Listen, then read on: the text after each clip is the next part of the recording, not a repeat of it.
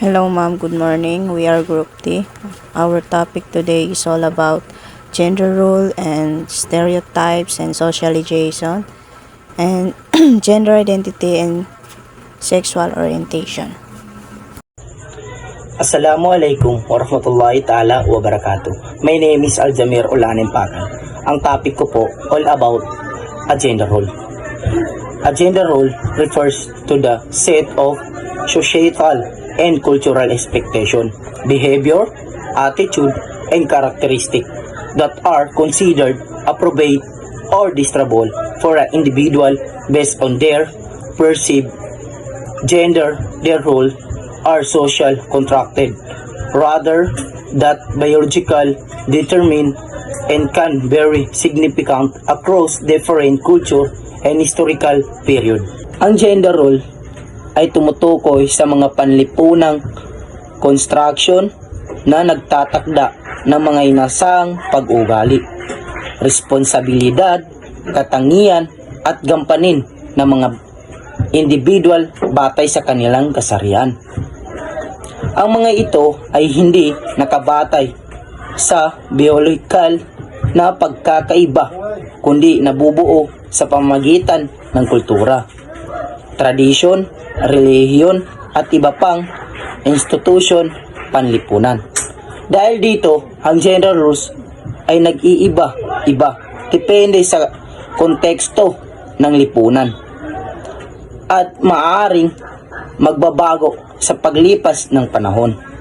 Sa kasaysayan, karaniwang itinakda ng lipunan na ang mga kalalakihan ay inaasang magiging matatag, dominante at pangunahing tagapagtaguyod ng pamilya. Samantalang ang mga kababahian ay inilarawan bilang mahinhin, emosyonal at nakatuon sa gawaing domestiko tulad ng pag-aalaga ng anak at pamamahala ng tahanan. Yun lang po, maraming salamat. Assalamualaikum and good evening everyone. My name is Narami Dudin. My topic for today is about stereotypes. Stereotypes is all about our oversimplified and often inaccurate generalization about groups of people. So, ang stereotypes daw ay mga pinapasimple at madalas na hindi tumpak na pagkalatang paglarawan o paghuhugas tungkol sa mga grupo ng tao. Ito ay parang mga shortcut na ginagamit ng ating isip upang mabilis na may kategorya at maintindihan ng mga tao sa ating mga paligid. Ang ibang katangian ng stereotypes po ay number 1, pagsasapula over simplification. Ang stereotype ay nagpapayat sa isang komplikadong individual sa ilang inaakalang katangian lamang na mayroon ang kanilang grupo. Then, ang pangalawa, paglaban sa pagbabago.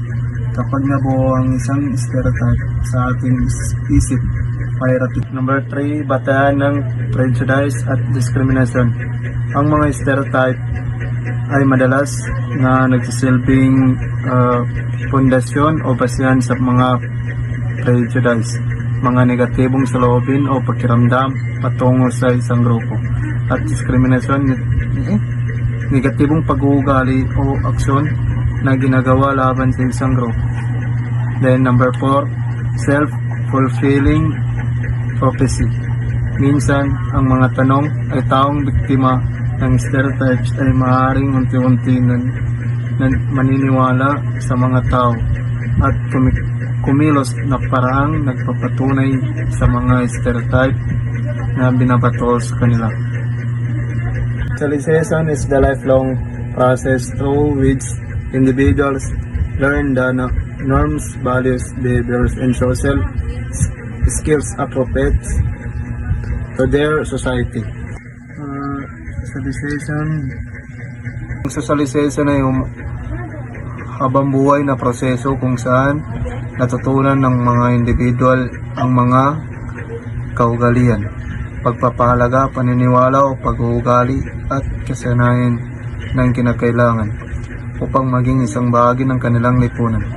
Ito ang paraan kung paano tayo naging tao sa kontekstong naging tao ng isang partikular na kultura at kung paano natin nabuo ang ating sarili sa pagkakakilanlan, sense of self.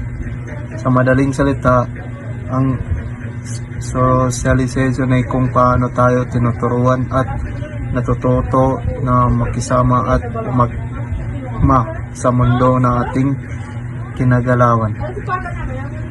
Shukran. Sexual orientation describe an individual's enduring pattern of emotional, romantic, and or sexual attraction to other people. It is about who one is attracted to, not about one's own gender. Sexual orientation is ito yung na-attract ka sa isang tao at ito ay tungkol kung sino ang gusto mo at hindi tungkol ito sa kasarian. For example, heterosexual is straight attracted to of the opposite gender. Heterosexual, ito yung straight na na-attract ka sa kabaliktaran na kasarian. Homosexual, gay, lesbian attracted to members of the same gender. Ito yung homosexual is ito yung gay at lesbian na na-attract sa kaparehas mong kasarian.